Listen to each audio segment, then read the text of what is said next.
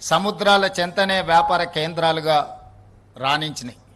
ఈరోజు ఎక్కడైతే సముద్రం ఉందో సముద్రం పక్కన ఉన్న నగరాలన్నీ కూడా గొప్ప గొప్ప వ్యాపార కేంద్రాలుగా మారినాయి. ఉమ్మడి రాష్ట్రంలో విశాఖపట్నమైనా తీసుకోండి, ఈనాడు నెల్లూరు ప్రాంతంలో కృష్ణపట్నం పోర్టునైనా తీసుకోండి, దేశంలో ఎక్కడైనా మీరు చూడండి, కలకత్తా నగరాలు కానీ, ముంబై నగరం కానీ, చెన్నై నగరం కానీ, ఏ నగరాన్ని తీసుకున్నా సముద్రపు ఒడ్డున్న నగరాలు రాష్ట్రాలే అంతంత గొప్పగా రాణించడం జరిగింది. ఆర్థిక అభివృద్ధి జరిగింది.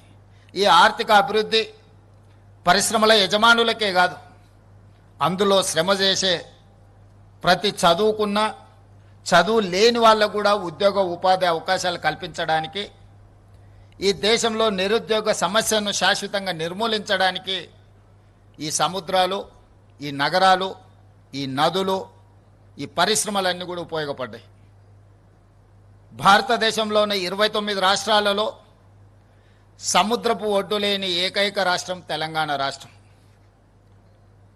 మనకు అన్నీ ఉన్నా సముద్రపు ఒడ్డు లేకపోవడం, మనకు కృష్ణా, గోదావరి, అదేవిధంగా మూసి, ఈసా నదులు ఉన్నా ఈ నదులను సరైన విధంగా ఒడిసి పట్టుకుపోవడం వల్ల, ఈ నదీ జలాలను సరైన విధంగా వినియోగించుకోకపోవడం వల్ల కొన్ని తరాలు నష్టపోయినాయి.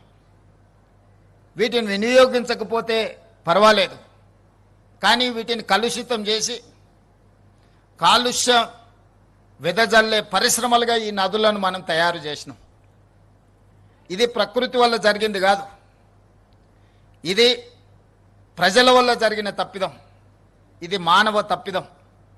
ఈ మానవ తప్పిదాన్ని తెలిసో తెలియకనో, ఆనాడు పరిస్థితులు లేకనో ఈ తప్పిదాలకు పాల్పడడం వల్ల గొప్ప చరిత్ర కలిగిన హైదరాబాదు నగరమే కనుమరుగయ్యే పరిస్థితులు ఈనాడు దాపురించినాయి.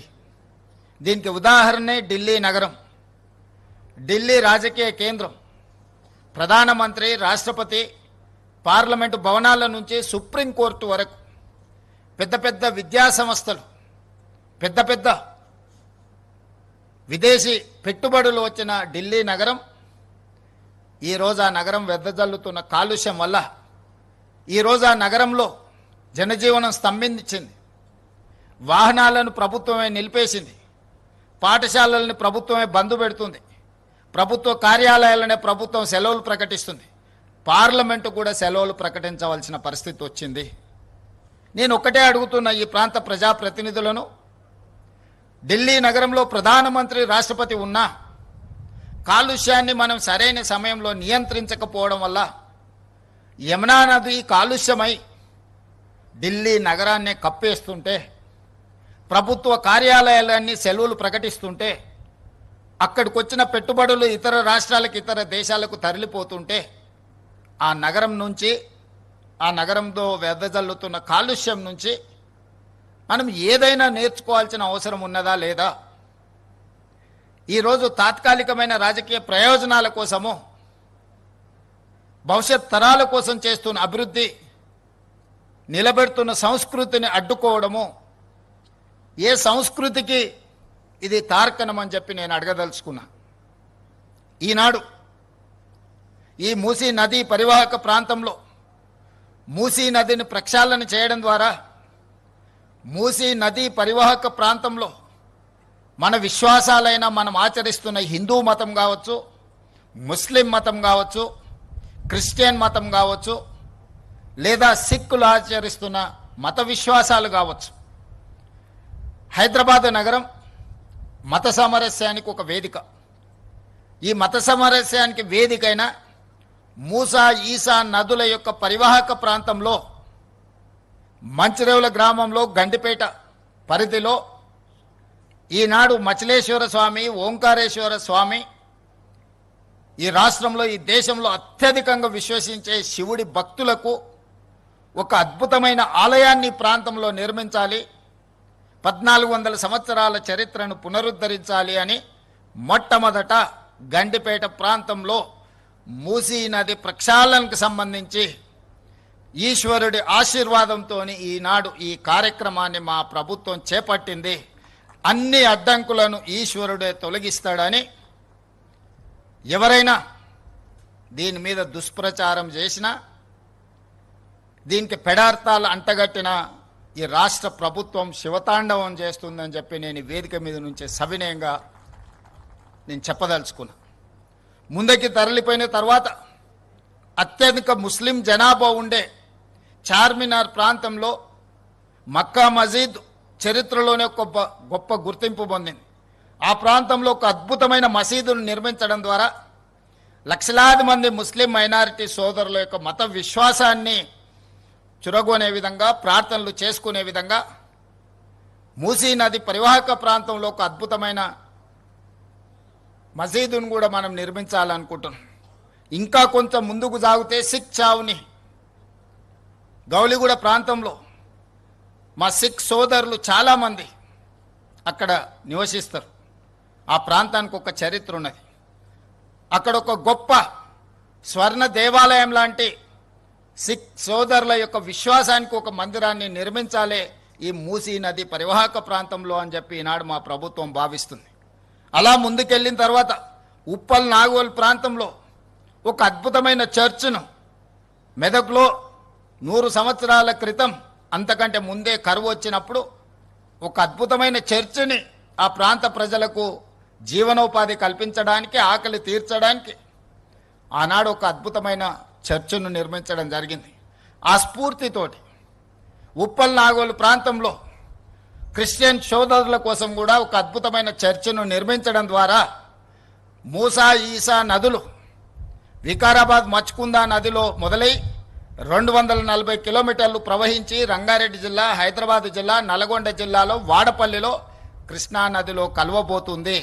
ఇది ఒక సంస్కృతికి, సాంప్రదాయాలకు, ఈ ప్రాంత ప్రజలకు, రైతులకు ఒక అద్భుతమైన పర్యాటక కేంద్రంగా, ఒక అద్భుతమైన వ్యాపార కేంద్రంగా, ఒక అద్భుతమైన ధ్యాన మందిరాలతో, సంస్కృతి సాంప్రదాయాలతో అభివృద్ధి చేయాలని ఈనాడు ఈ కార్యక్రమాన్ని చేపట్టడం జరిగింది.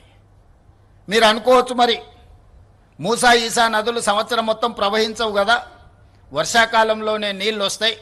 వికారాబాద్ ప్రాంతం నుంచి కానీ, పరిగి ప్రాంతం నుంచి కానీ ఈ నదులకు నీళ్ళు వచ్చినప్పుడు నీళ్లు ఉంటాయి. మరి మిగతా సమయంలో నదీ పరివాహక ప్రాంతంలో నీళ్లు ఎలా అని, దానికి పరిష్కారమే గోదావరి నదీ జలాలను 20 టీఎంసీలను తరలించి 8 నెలల క్రితమే పనులను చేపట్టడం జరిగింది. పనులు వేగంగా జరుగుతున్నాయి. 20 టీఎంసీ గోదావరి నదీ నీళ్లను హైదరాబాదు నగరానికి తరలించి తాగునీటి సమస్యను, పరిశ్రమల యొక్క నీటి అవసరాన్ని, అదేవిధంగా ఉస్మాన్ సాగర్, హిమాయత్ సాగర్లో 2.5 టీఎంసీల నీటిని విడిచి ఎప్పుడు మూసీ నదిలో నీళ్లు ప్రవహించే విధంగా ఈరోజు కార్యాచరణ చేపట్టి పనులు వేగంగా జరుగుతున్నాయి. ఈరోజు ఇది ప్రక్షాళన చేయాల్సిన అత్యవసరం. నిత్యావసర వస్తువుల కంటే కూడా ఇది అత్యవసరం. ఈ ప్రాంతంలో రంగారెడ్డి జిల్లాలో, హైదరాబాదు నగరంలో వెదజల్లుతున్న కాలుష్యం, పరిశ్రమల యొక్క కాలుష్యాన్ని, హైదరాబాదు నగరంలో ఉన్న డ్రైనేజ్ వ్యవస్థ మొత్తం దాదాపుగా 785 స్క్వేర్ కిలోమీటర్ల ప్రాంతంలో ప్రజలు నివసిస్తున్న, 1 కోటి మంది ప్రజలు నివసిస్తున్న, విసర్జిస్తున్న మలినాలన్నీ కూడా మూసీ నదిలో కలుస్తున్నాయి. ఇవే కాదు, ప్రమాదవశాత్తు మనుషులు చనిపోయినా, ప్రమాదవశాత్ పశు సంపద చనిపోయినా, పశువుల కలేబరాలు, మనుషుల కలేబరాలు, పరిశ్రమల యొక్క కాలుష్యము, ఈ ప్రాంతం యొక్క డ్రైనేజ్ వ్యవస్థ మొత్తం మూసీ నదిలో కలవడం, ఈ మూసీ నది ప్రవహించి రంగారెడ్డి జిల్లాను దాటి నల్గొండ జిల్లాలో ఈరోజు శాసనసభ్యులు, భువనగిరి శాసనసభ్యులు అనిల్ మిత్రుడు ఇక్కడ ఉన్నాడు, బీర్ల ఐలయ్య అక్కడ ఉన్నాడు. ఆ నియోజకవర్గాల ప్రజల గోడు వింటే రాయి అయినా కరుగుతుంది. రాయి కంటే కఠిన హృదయులు ఎవడైనా ఉంటే మాత్రం వాళ్ళకు ఆ ప్రజల కష్టాలు తెలియవు.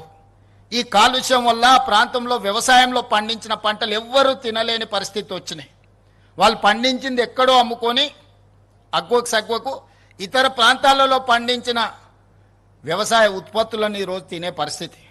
నూతనంగా పెళ్ళైన కొడుకు కోడళ్ళ నా ప్రాంతంలో ఉంటే పుట్టబోయే పిల్లలు ఈ కాలుష్యంతో కూడుకున్న నీళ్లను తాగి, ఈ కాలుష్యంతో కూడుకున్న పంటలను తినడం ద్వారా పిల్లలకి ఎక్కడ లేని జబ్బులు వస్తున్నాయని నూతనంగా పెళ్ళిళ్ళైతే ఆ గ్రామాల నుంచి పట్టణానికో ఇతర ప్రాంతాలకో యువ దంపతులను తరలి వెళ్ళే విధంగా తల్లిదండ్రులు ప్రోత్సహిస్తున్నారు. పుట్టిన ఊరిలో పెంచి పెద్ద చేసిన తల్లిదండ్రుల చెంతన ఉండలేని పరిస్థితి ఈరోజు నల్గొండ జిల్లాకు వచ్చింది. ప్రకృతి వల్ల వాళ్ళని ఫ్లోరైడ్ వెంటాడుతుంది. పుట్టడంతోనే అంగవైకల్యం, కాలు వంకర, కన్ను వంకర, నడువు వంకర. కన్న తల్లిదండ్రులు వ్యవసాయ కూలీలకు వెళ్ళాలంటే ఇలాంటి అవిటి పిల్లల్ని ఇంట్లో మంచానికి కట్టేసి బయటికి వెళ్తే ఎక్కడికి వెళ్తారో, మానసిక వైకల్యంతో ఇంటికి వస్తారో రారో అని ఇంట్లో పెట్టి తలుపు పెట్టి తాళం వేసుకొని వ్యవసాయానికి వెళ్ళే పరిస్థితులు నల్గొండ జిల్లాలో ఫ్లోరైడ్ వల్ల వచ్చినాయి. అది ప్రకృతి వైపరీత్యం. దాన్ని సరిదిద్దడానికి ప్రభుత్వాలు చేస్తున్నాయి. కానీ ఈనాడు మూసీ నది పరివాహక ప్రాంతం వెదజల్లుతున్న కాలుష్యం ఇది మానవ తప్పిదం. ఇది ప్రకృతి వైపరీత్యం కాదు, మానవ తప్పిదం. మానవ తప్పిదాన్ని సరిదిద్దడానికి మనం ప్రయత్నం చేయకపోతే చరిత్ర మనల్ని క్షమించదు.